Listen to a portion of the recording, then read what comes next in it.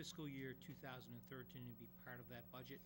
It's my understanding in speaking with the fire chief that there are at least 4 firefighters, as I recall, that are interested in going through the educational program to get their ALS certification.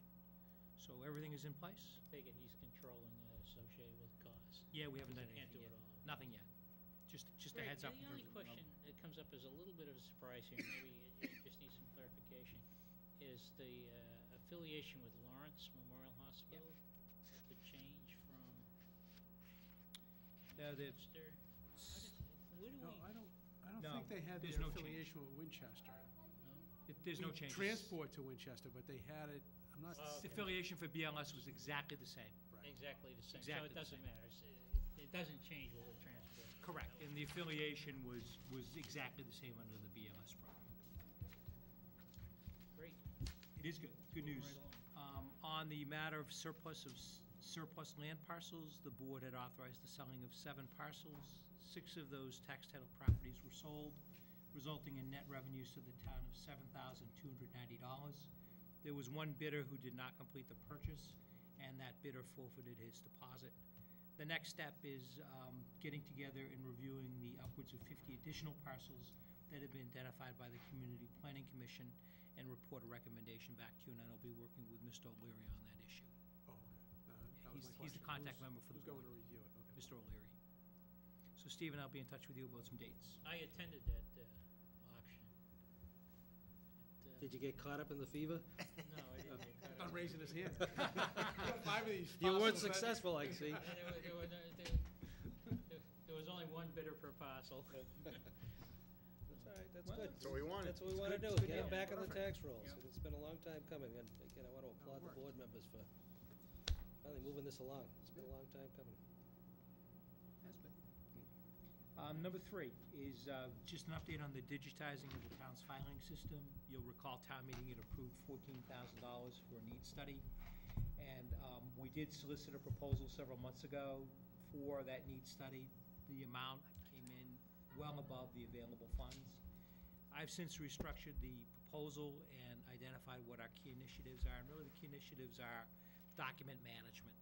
There are a number of other ancillary services that are available, such as archiving and posting of agendas and things like that. We really want to concentrate on document management.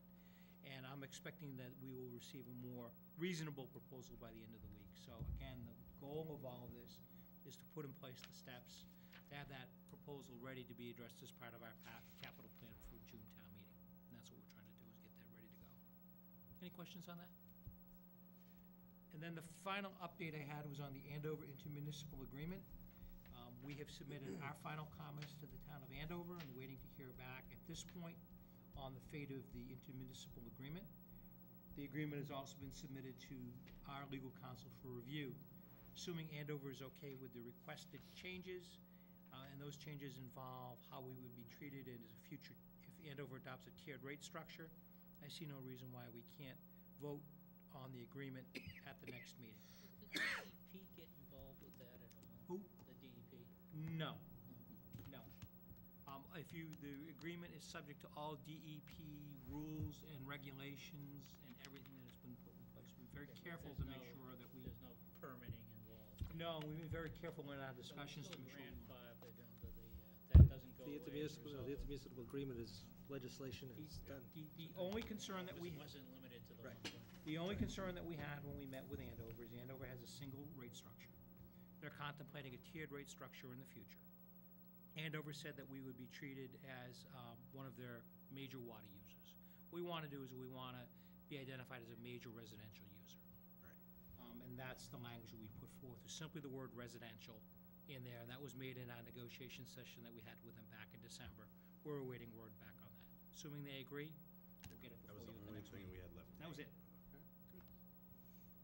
And then the last is just an update. I'd like to be attending the MMA meeting next Friday and Saturday in Boston. I would request your permission to attend. Thank you. I'll be there as well. Did you get my note? Yes, you're all set. All set, okay. You're all set. I signed up too, but I never got a bill. Did it come to you? No, I never saw a bill either. Oh, you'll have to pay. You're gonna be honored by Get your them. presence. Should You're probably on their anyone else payroll. going? Yes, I'll be going as well.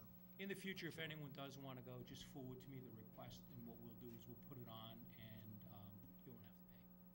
The town will pay, but you won't have to pay. I think one of our local officials getting an award, right, at one of the dinners? Yes, he is. Yes, he is. Can't see it. I like how you put that whole official. Okay? Thank you. And,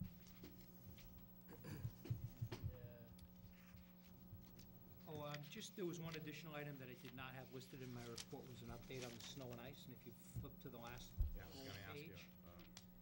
Yes. We've received an update, 6-month update on our snow and ice account. And you can see that the storm, October storm cost us about $55,000. And that included the storm itself and 3 weeks' worth of cleanup of town debris. The total expended to date, which includes repairs, services, supplies, and labor, is $93,703.84. The budget is $175,000, so assuming again that we track, we hopefully will be okay, but that can be gone in 1 or 2 storms also. You know, now that you updated us, you know what's gonna happen next week? Weren't we supposed to get some of the money back from FEMA? We were. Is that a done deal? Typically, it takes about a year. Yeah, it takes a Okay. while. It takes about a year.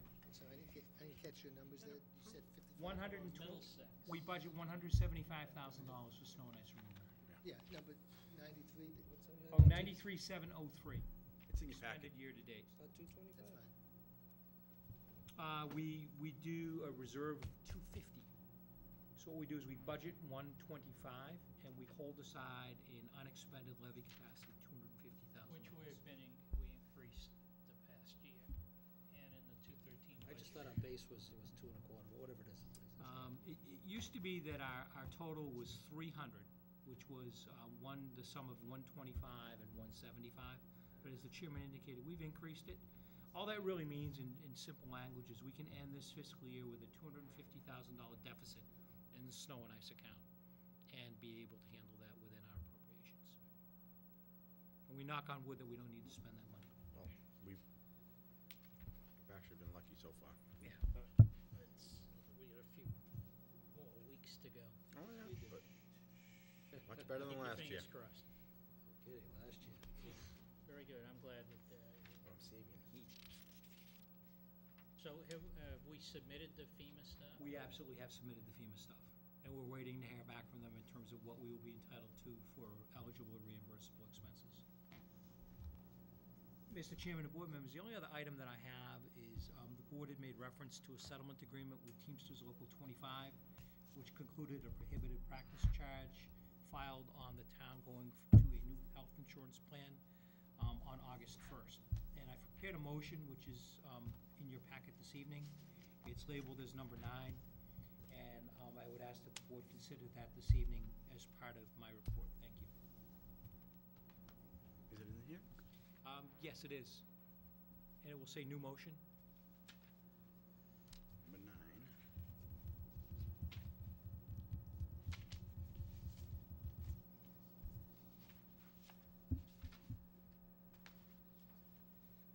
No, it's not in here. What is it?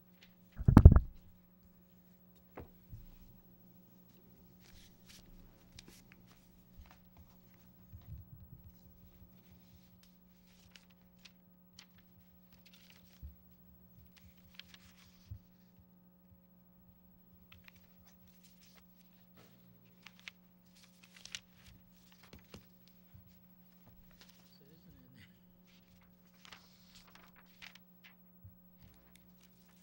See, it wasn't there, I missed it. Sorry about that. That was my fault. No problem. Mr. Frisco.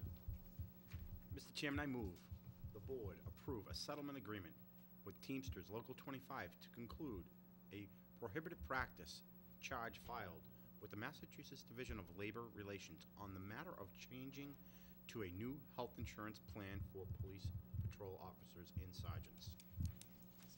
Second. Motion by Mr. Frisco, second by Mr. Yule. Discussion? Good job, Steve Byer. It's fine. Tighten that up. Put buzzes now. No.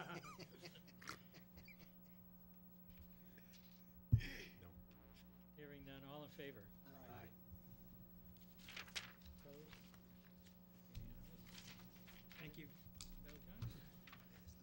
new business. Who wants to start? Steve? I'm all set, Mr. All Chairman. set? Happy New Year to everybody. Thank you, Mike. Sure. I hope you guys weren't in a rush, because I get like 4 pages of stuff. You got New Year's 2 minutes. resolution. 2-minute limit. Okay, I'll be quick. I just want to first say thank you to Chief Nolan for all his years of service. And I wish him and his family best in his retirement, and also welcome our new chief, and it's official. And it was a wonderful ceremony, and his staff, Greg, and you as well. Great speech, and it was exciting to be there, and I'm excited for the future of the North Reading Police Department. As we all know, after this next few weeks, we're going to be in the thick of the budget process. So I just wanted to maybe share a few of my thoughts. And as you start to work with your staff in preparing the budget process and giving them guidance, I thought I would just try to share with you a little things that I've learned now in the last couple of years. And then a lot of things that we talked about last year that I'd like to see get integrated in this year. We talked a lot about consolidation. This board has talked a lot about it, even in our strategic planning. We talked a lot about it. Greg, when we met, we had the opportunity to meet with your department heads. That discussion came up. I believe it was Mr. Carnevale actually talked about it. And I was hoping this year we could actually see something maybe proposed in the budgets. And I'll give you guys an example that Mr. Carnevale brought up. He talked about maintenance.